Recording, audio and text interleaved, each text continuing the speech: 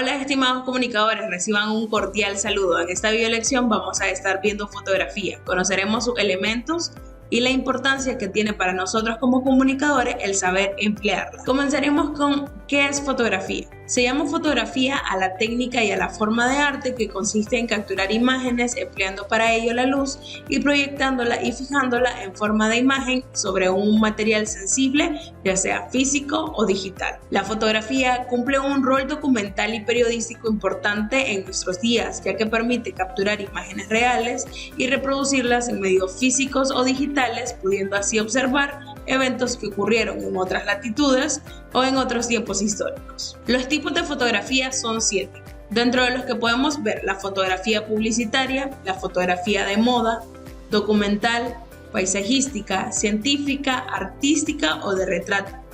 Nosotros como comunicadores de las obras podemos utilizar mayormente la fotografía publicitaria y la fotografía documental, ya sea para documentar algún evento que tuvimos en nuestra obra o bien para publicitar ya sean las admisiones o algún evento que vayamos a tener. Para ir entrando más a detalles, veremos cuáles son las partes que conforman la cámara fotográfica. Como ustedes pueden ver, tenemos el diafragma, el obturador, el sensor, disparador, el espejo, pentaprisma y visor. Todo esto conjugado hace que, al tener una fuente de luz que atraviesa el lente posterior del diafragma y el obturador, llegue al sensor y nosotros podamos percibir esta imagen, capturarla y poder imprimirla en un medio físico o digital. La parte exterior de la cámara tiene un nombre determinado para cada uno de los elementos.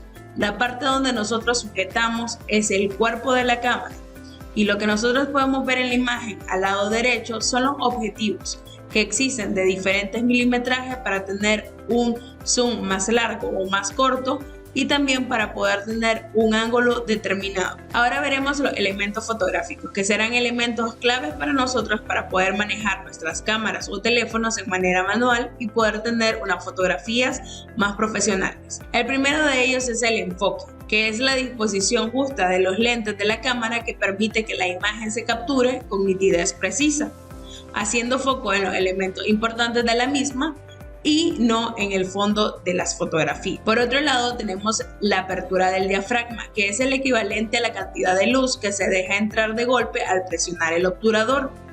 A mayor cantidad de luz permitida, blancos más intensos y brumosos, y a menor cantidad, fotografías más oscuras, como podemos apreciar en el lado izquierdo de la pantalla. Aquí tenemos la velocidad de obturación, que es la cantidad de tiempo durante el cual se expone la película o el sensor a la luz del exterior de las cámaras. Si la luz ambiental es poca, requerirá mayor tiempo de exposición y viceversa. También tenemos el balance de blanco, que en los equipos digitales nos permite calibrar la temperatura del color que nosotros deseamos darle a nuestras imágenes.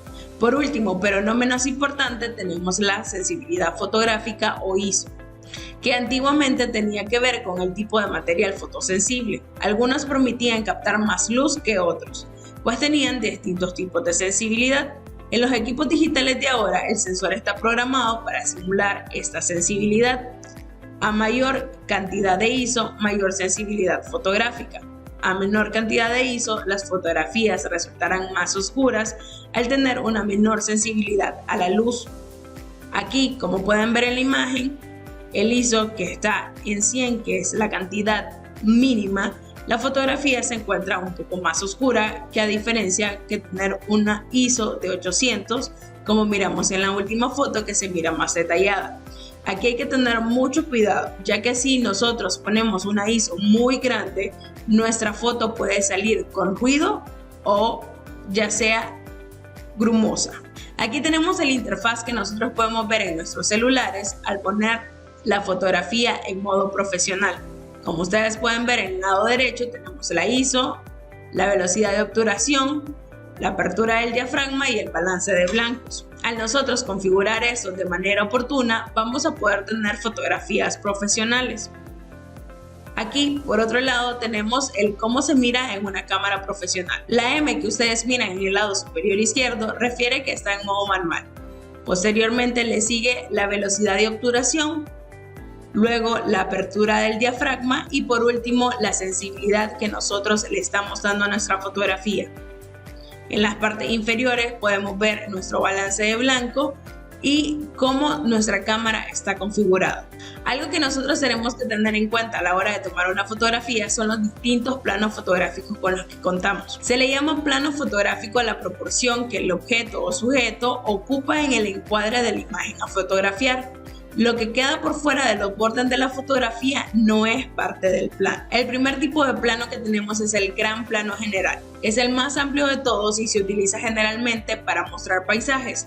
También es conocido como plano panorámico, y en un gran plano general el protagonista es el espacio y suele realizarse con objetivos superangulares o con ojos de pez. Posteriormente tenemos el plano general, que si bien es bastante similar al anterior, en este caso el plano es menos amplio y se toma un punto de interés a un sujeto dentro del encuadre. Continuamos con el plano entero. En la fotografía de retrato o plano entero, es aquel en el que el protagonista aparece de pies a cabeza, es decir, capturamos todo el cuerpo a diferencia del plano general. El paisaje queda en segundo plano, siendo el protagonista la figura humana. Aquí tenemos el plano americano, que recibe su nombre de las películas del oeste, donde era importante mostrar las caderas de los vaqueros. Es un plano de fotografía de retrato que también podemos conocer como el plano 3/4. Posteriormente tenemos el plano medio. El plano medio es algo más cerrado que el americano, utilizado mayormente en retratos y modas. Es un plano que aporta un sentido de mayor intimidad, ya que está más cerca del sujeto. El rostro será el protagonista, al igual que los brazos y las manos, mostrando al sujeto desde la cintura. Acercándonos más tenemos el plano medio corto. Este tipo de plano, el rostro se muestra más cercano y su expresividad tendrá el papel protagonista, encuadrando el rostro y el busto de la persona. Si queremos más detalles, tenemos el primer plano, que son esencialmente para retratos. Se centran en el rostro y las expresiones del mismo. Existe todavía un plano más cercano que es el primerísimo primer plano. Los hombros ya no aparecen en la toma y se corta desde la frente hasta la barbilla. Aquí la intimidad domina por completo la escena, la emoción y expresividad resaltan en los ojos del modelo. El plano detalle es el plano más cercano. Por lo general se utiliza para resaltar alguna parte del rostro, pero también puede usarse para cualquier otra fracción del cuerpo. El plano detalle se centra en una porción del sujeto. Ahora, también como existen planos, existen ángulos fotográficos que se conjugan. Tenemos el plano cenital. Para lograr este plano, la cámara debe colocarse por encima del modelo a un ángulo de 90 grados. Este ofrece resultados muy llamativos y distintos y es el plano más habitual en el uso de drones. Tenemos el plano o ángulo picado. La cámara se posiciona por encima y enfrente del modelo u objeto con una leve inclinación hacia abajo.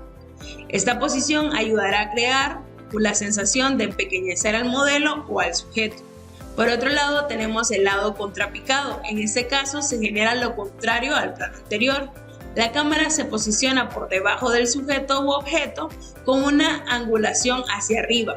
De este modo, magnificará y dará importancia al sujeto y a su expresión. El plano normal o sin ninguna angulación se encuentra posicionado paralela al sujeto y a la misma altura de los ojos del mismo. Por último, pero no menos importante, tenemos el plano nadir, opuesto a la posición cenital. En este caso, la cámara se coloca por debajo del objeto o modelo, mirando hacia arriba en un ángulo de 90 grados.